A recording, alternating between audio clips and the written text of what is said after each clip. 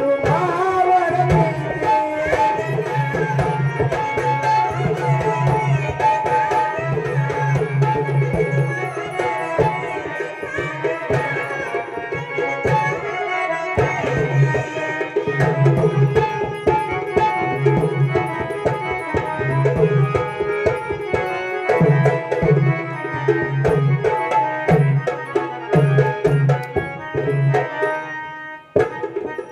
पहिली वहिनी ओळख होता पहिली वहिनी ओळख होता मला वाटती लाज बाई बाई मला वाटती लाज किनगाराचा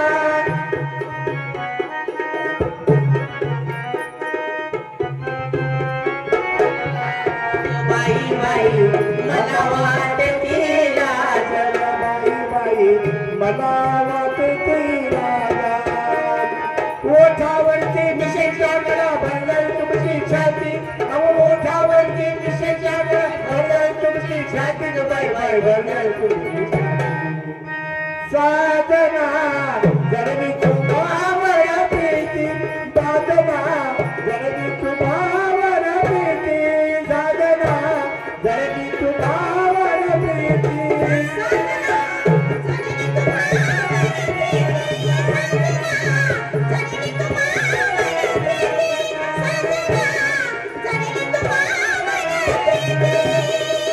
दूर उभे का जवळ याना मला वाटते भीती अहो दूर उभे का जवळ याना मला वाटते भीती बाई बाई मला वाटते साधना जरणी तुम्हावर प्रीती साधना जरणी तुम्हावर प्रीती साधना जरणी तुम्हावर प्रीती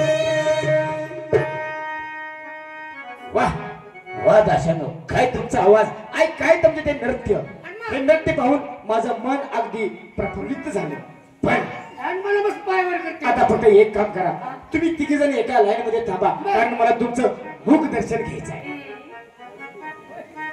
आता दर्शनाचं करतो मला तुमचं मुख दर्शन घेतल्याशिवाय चैन पडायचं नाही म्हणजे बघायचंच आहे आणि मग बघताय मग या राष्ट्राचे आम्ही युवराज आहोत बघायचंय हा बघा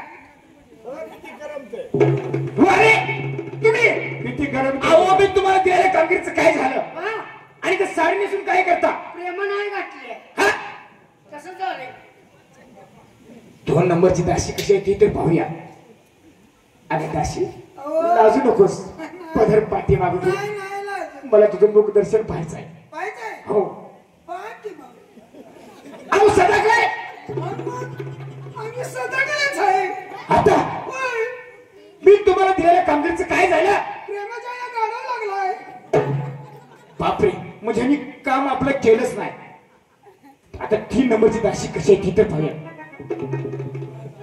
भाऊसाहेब या साडीमध्ये तुम्ही मला सॅल्यूट मारता शोभता का तुम्हाला आता आम्ही गोड दिसतोय अहो तुमचं नोकरी काय तुमचं वजन काय आणि तुम्ही नेसता साडी आणि मला सॅल्यूट मारता सांगितलेल्या कामगिरीचं काय केलं सगळा वसूल गोळा केला बर तिला नाही आम्ही बर मग मी चेंडीला गेलो म्हणजे खंडी गोळा केली पण खंडी फंडामध्ये जमा केली नाही अजून तर चेंडीला देऊन टाकलं का कसं सगळ्या सांगायचं तसं प्रेमाचं नाटकच केलं तू शंकर शंकर शंकर नावाचा एक माणूस आहे बरख्या राष्ट्राचा तो माणूस आला बरं तक्रार नोंदवली त्या चेंडीने कपडे नेली होती असं त्याला दाब दिली त्यानंतर आम्हाला तिघाला प्रेमाचं नाटक लावलं एका 9चं टायमिंग दिलं एकाचं 10चं टायमिंग दिलं आणि मला 11चं टायमिंग दिलं आम्ही तिथे त्या टायमाप्रमाणे गेलो हा?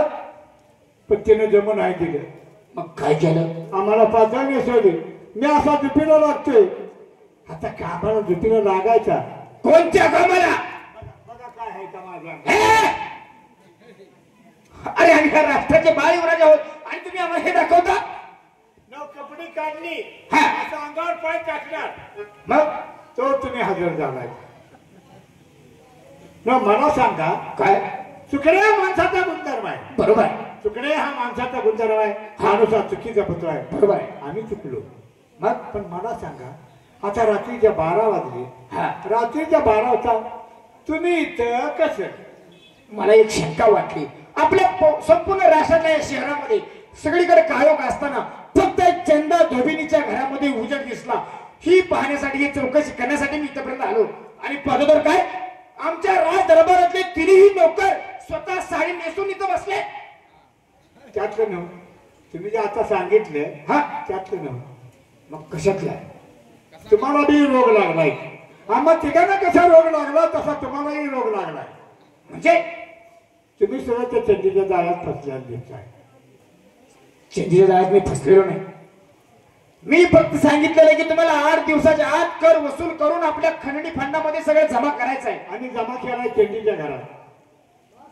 मग आमचे पिताश्री आल्यानंतर आम्ही काय सांगायचं?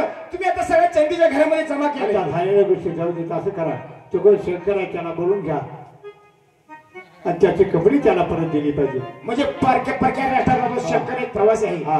त्याला बोलवून घेतलं पाहिजे.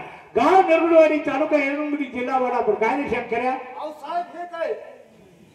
हा हे माझी कापड आणि हे कुठली आणली? माझी नाही ती. तू तुझी असली नव्हती, तू जोगता होता.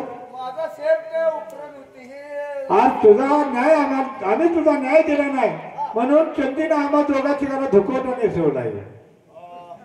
बघ माझी कापड दिली.